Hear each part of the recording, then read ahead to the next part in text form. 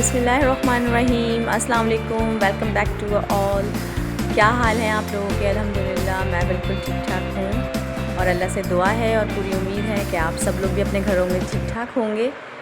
تو جی آج کی ولاگ میں تھوڑا سا میں نے آپ کو لانڈری کا سیکشن دکھا دیا ہے۔ وہ کپڑے دھوئے تھے میں نے بہت سارے، محمد اور سکینہ کے، تو بس وہی فولڈ کر کے رکھ لی تھی، تھوڑا سا اس کی بھی میں نے کلپس ایڈ کر دی ہیں۔ اور آج کی ریسیپی جو ہے وہ میں بنا رہی ہوں آلو گوشت، مگر بہت ہی ڈفرینٹ اسٹائل میں۔ یوزلی آلو گوشت لوگ اس طریقے سے بنانا پسند نہیں کرتے، لیکن آپ اس طریقے سے ایک بار بنا کے ٹرائی کریے گا، بہت اچھا آلو گوشت آپ لوگوں کو لگے گا۔ تو جو میرے چینل پہ نیو ہے لائک شیئر سبسکرائب کر دیجیے گا۔ اور سب سے پہلے ہم نے اس کے پروسیجر میں کیا کیا ہے کہ ہم نے 6 ٹماٹر لے کے اور 2 سے 3 میڈیم سائز کے پیاز لے کے ان کو آئل میں بھون کے سافٹ کر کے الگ سے گرائنڈ کر کے رکھ لیا ہے، ٹھیک ہے۔ فرسٹ ہمارا اسٹیپ یہ ہو گیا ہے۔ سیکنڈ اسٹیپ میں ہم نے بکرے کا گوشت لیا ہے، بکرے کے گوشت کا جو ہے وہ آلو گوشت بنا رہے ہیں۔ تو بکرے کے گوشت لیا ہے، اس کو میں نے سب سے پہلے آئل میں اچھی طریقے سے بھون لیا ہے، یعنی کہ اس کا جو مطلب جو پنک سے جو ہے وہ وائٹ ہو جائے گا نا جب اس کا کلر، تو اتنا ہمیں اسے اچھی طریقے سے بھوننا ہے، اتنی دیر تک۔ اس کے بعد میں نے اس میں سارے مسالے ایڈ کرے ہیں، جو کہ یوزلی 4 سے 5 مسالے ہمارے ہوتے ہیں: ہلدی، دھنیا، نمک اور گرم مسالہ پسا ہوا، اور لال مرچیں۔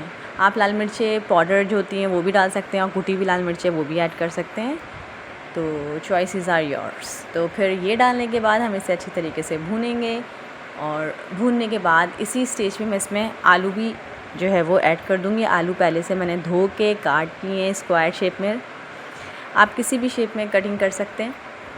کرنے کے بعد ہم اس میں پانی ایڈ کریں گے، کیونکہ یہ بکرے کا گوشت ہے تو تقریباً 1 سے 1.5 سے 2 گلاس میں بکرے کا گوشت بالکل پرفیکٹ گل جاتا ہے، اور جو ہے وہ ٹوٹتا بھی نہیں ہے۔ اگر ہم زیادہ دیر تک بکرے کے گوشت کو پکاتے ہیں تو اس کا جو ہے وہ ہڈیاں جو ہیں وہ الگ الگ ہو جاتی ہیں۔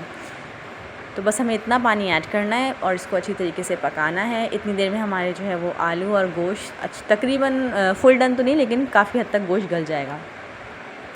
اب اس میں ہم نے اپنی پیوری بنا کے رکھی ہے ٹماٹر اور انین کی، تو وہ ایڈ کر دیں گے اس میں اس اسٹیج پہ۔